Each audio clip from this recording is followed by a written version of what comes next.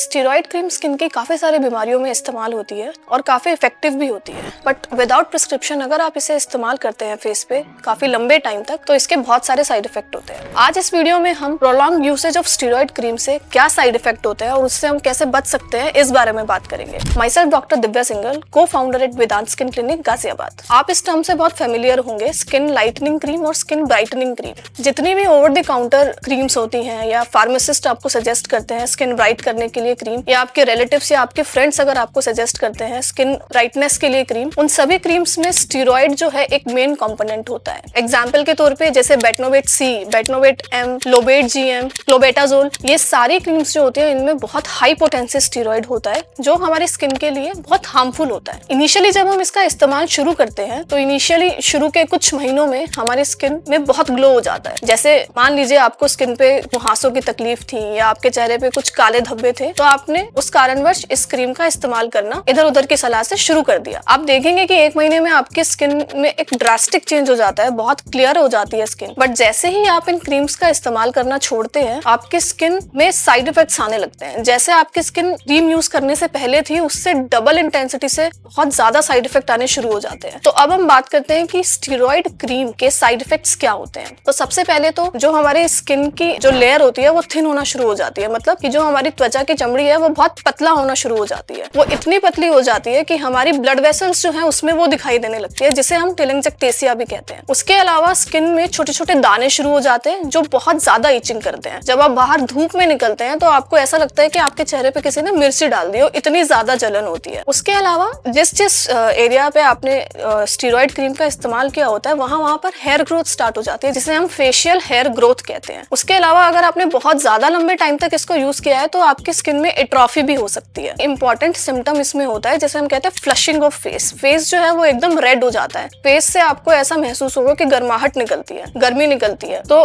ये सब side effects होते हैं स्टेरॉइड क्रीम को यूज करके उसको बंद करने के। तो अब हम बात करते हैं कि इसका ट्रीटमेंट हम कैसे कर सकते हैं या फिर हम इसको प्रिवेंट कैसे कर सकते हैं। अगर आप इसका अभी भी इस्तेमाल करते हैं, अगर आपकी स्किन में इसमें प्रॉब्लम रहती है तो आपको ये क्रीम जो है बंद करनी पड़ेगी। अब क्या होता है, कई बार हम बहुत हाई पोटेंसी के स्टेरॉइड फेस पे लगाते हैं, जैसे क्लोबेटाजोल हो गया, हेलोबेटाजोल हो गया। तो जब आप ये चीज छोड़ते हैं, ये क्रीम्स जब छोड़ते हैं तो आपकी स्किन बहुत अलग अलग तरीके से रिएक्ट करती है। तो ऐसे केसेस में हम क्या करते हैं, पेशेंट को थोड़ा लाइट स्टेरॉइड पे डाल देते हैं। जो बहुत हाई पोटेंसी वाले स्टेरॉइड होते हैं उनसे माइल्ड में डाल देते हैं ताकि उनको ज्यादा दिक्कत ना हो। साथ में जैसे खुजली अगर होती है तो हम एंटी हाइस्टामिनिक उन्हें ऐड कर देते हैं, जैसे कि मॉन्टेलुकास्ट, डेस्लोराटाडिन या फेक्सोफेनाडिन। कई केसेस में क्या होता है, वैसे तो खैर आइडियली इसमें हमें स्टेरॉइड बिल्कुल बंद कर देना चाहिए, बट पेशेंट्स जैसे हम ओपीडी में डेली पेशेंट्स देखते हैं तो पेशेंट कंप्लेन करते हैं कि हमारे स्किन में बहुत ज्यादा साइड इफेक्ट्स हो रहे हैं। उस कंडीशन में हमें उन्हें माइल्ड स्टेरॉइड पे डालना पड़ता है। अदरवाइज इसके ट्रीटमेंट में एंटीबायोटिक्स दी जाती है, जैसे डॉक्सीसाइक्लिन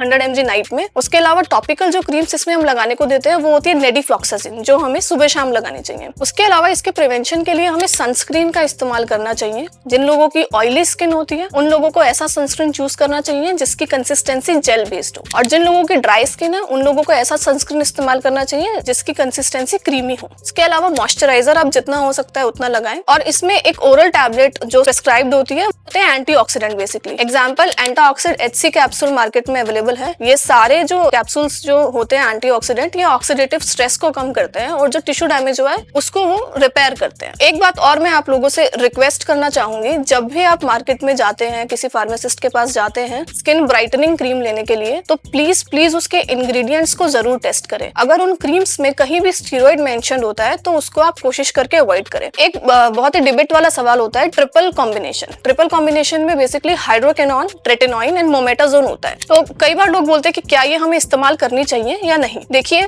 कोई भी क्रीम है वो सबसे पहले तो आप अपने डर्मेटोलॉजिस्ट के बिना प्रिस्क्रिप्शन के यूज ना करें। और जहां तक बात होती है ट्रिपल कॉम्बिनेशन की, ये यूजुअली झाइयां जिन पेशेंट्स में होती है, जिसे मेलेज्मा कहते हैं, उन पेशेंट्स में हम यूज करते हैं, और वो भी मैक्सिमम टाइम पीरियड इसका होता है 6 से 8 हफ्ते। उससे ज्यादा ये क्रीम हम प्रिस्क्राइब नहीं करते हैं। तो इसके भी बहुत ज्यादा साइड इफेक्ट है। तो नॉर्मल स्किन जिन लोगों की होती है तो उन लोगों को ये क्रीम बिल्कुल नहीं यूज करनी चाहिए। अगर आपकी स्किन में कोई सिम्टम है, एक्ने है, तो आप उसका ट्रीटमेंट ले, झाइयां है तो आप उसका ट्रीटमेंट ले। स्किन ब्राइटनिंग क्रीम्स जो मैंने अभी सारी मेंशन करी हैं, ये सब जो क्रीम्स होती है ये अल्टीमेटली आपके फेस को खराब ही करती हैं। आई होप ये वीडियो आपके लिए बहुत इन्फॉर्मेटिव थी। तो do like my page, subscribe my channel and share my videos.